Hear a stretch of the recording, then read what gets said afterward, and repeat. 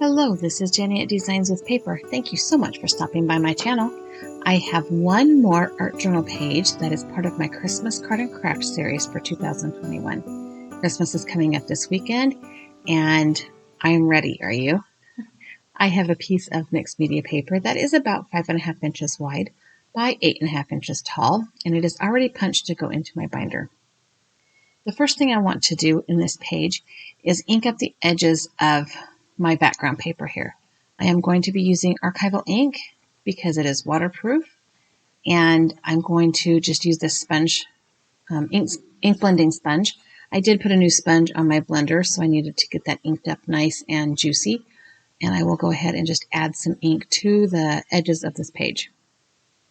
So this is kind of a really simple collage style page. I will be using some digital images that I found, or a digital image that I found, and then an SVG cut file that I actually, instead of sending it to my Cricut to cut, I just printed it onto some printer paper and cut it out with my scissors because it was a super simple, easy to cut image.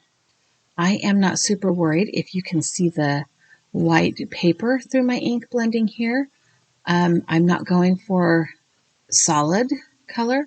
In fact, at one point in time, I add some more white back into the page. So no biggie, right? I do just want to make sure I have kind of a darker blue around the edges, and then have it fade as it goes into the center, have it fade into a lighter colored blue. And I think this is cobalt blue. I'm not sure if I said that color name before. Archival ink is nice to work with in art journal pages because if you use liquid mediums, it doesn't smear or blend or bleed or anything. And I wasn't sure exactly how I was going to be adhering everything at this point in time.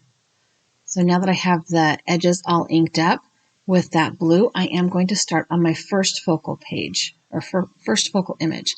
This is a digital image of a vintage Christmas songbook for the Christmas song Away in a Manger.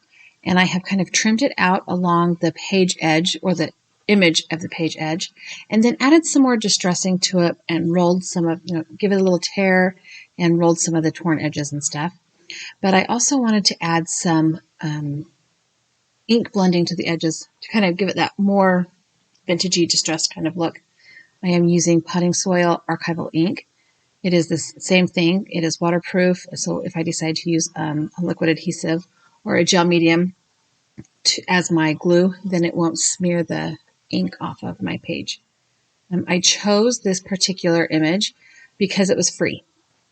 A lot of times when I am doing work just for myself in my art journal page, I like to look for images that are free to use. If I'm going to work on something that I'm giving away as a gift or something that I'm going to potentially sell, then I for sure want to use an image that I have purchased or that I have the authorization, the Creative Commons use for. Just a little way to respect other people's intellectual property. Okay, so now that this is all inked up and I've cleaned up my workspace here and I've kind of folded back in those torn pages, this is how it's looking on my art journal page. And so far I'm loving it, but I did decide that those edges needed to be just a tad bit darker. So I pulled out my jet black archival ink and a clean sponge for that ink as well. And I'm going to go ahead and ink that up and just ink up the edges. Excuse me. Like I said, I don't want it to be super drastic, but I do want to have that darker color on the edge. It kind of, if the edge is dark, it kind of pulls your focus into the middle of the page. And that's kind of what I want here. I want the focus to be on the focal point. I want you to, really pay attention to what this page is about. Christmas is like my favorite time of year. I love all the things about Christmas except maybe eggnog and fruitcake and maybe that's it. I love all the things about Christmas.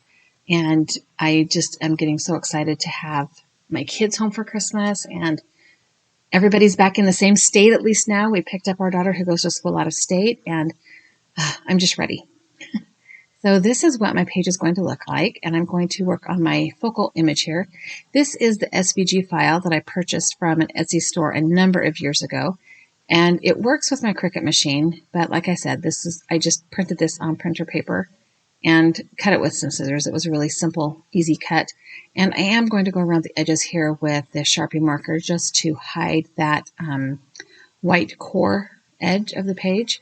I did kind of cut between Joseph's hand and Mary's head there so that I could get the Sharpie marker down into that little cutout space and so that I could get the white paper cut out of that cutout space. But that's no biggie. I'll just add a little bit of washi tape to the back of that when I'm done here, and you'll never know the difference. Be perfect. Easy peasy lemon squeezy. I do like using a Sharpie marker when I'm outlining the edges of my cutout images because also it is an alcohol ink, so it is waterproof. It will not bleed or smear if I use a liquid adhesive to add it to my page. So here I have my page and my background, and this is kind of how I plan to put this page together.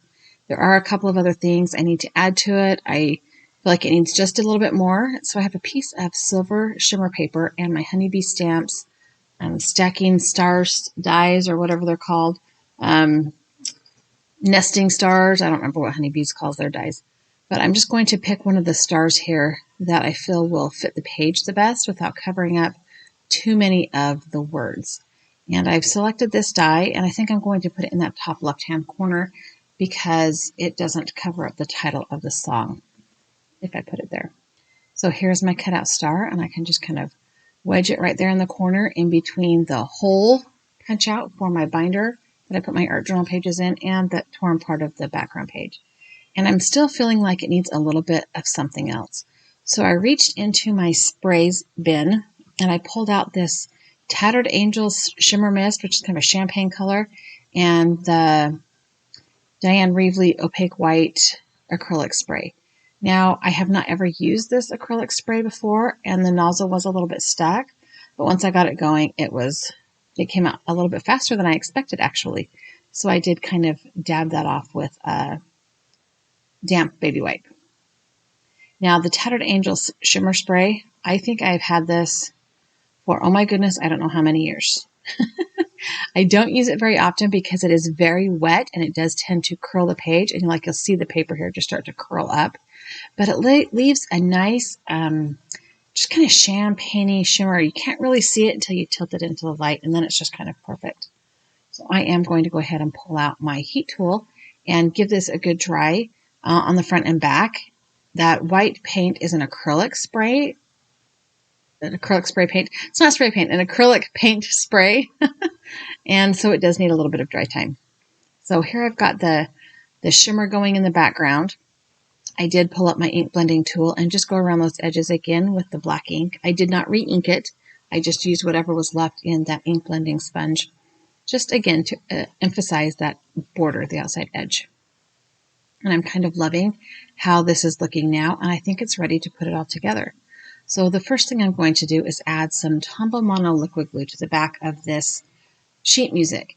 I am not going corner to corner. I am allowing for the edges to roll and curl even more than the ones I have already done. So there might be some corners or some edges that peel up eventually over time, and I still don't have a problem with that on this page. This really is going kind of way more vintagey than is my norm, but I really am liking how it's turning out. This is the second time I started this page. The first time it went way off the rails and I couldn't bring it back. So this is where I am going to adhere my focal image, and this is the Joseph, Mary, and baby Jesus in the manger in the stable on that beautiful Christmas morning so many years ago, and I just love it. I have multiple nativities in my house. I have multiple nativity stamp sets. It's just, I love all the things about Christmas. I love the Jesus. I love the Santas. I love the Grinch. I love all the things, except maybe Elf on the Shelf. I don't like Elf on the Shelf.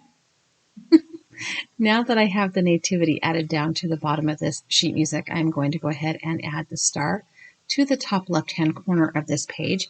It does kind of cover up the page number up there, but I don't think that's too big of a deal. It does show the composer's name a little bit and the name of the song. And that's okay. And the splatters and the ink that I added in the background are kind of starry looking. So here's a couple of close-up pictures for you. I hope you enjoyed this art journal page. I hope you enjoyed following me along on my Christmas craft journey. I have added a couple of videos here for you to enjoy and a subscribe button. If you have not yet subscribed to my channel, I would love it if you did so. Thank you so much and have a really fabulous Christmas.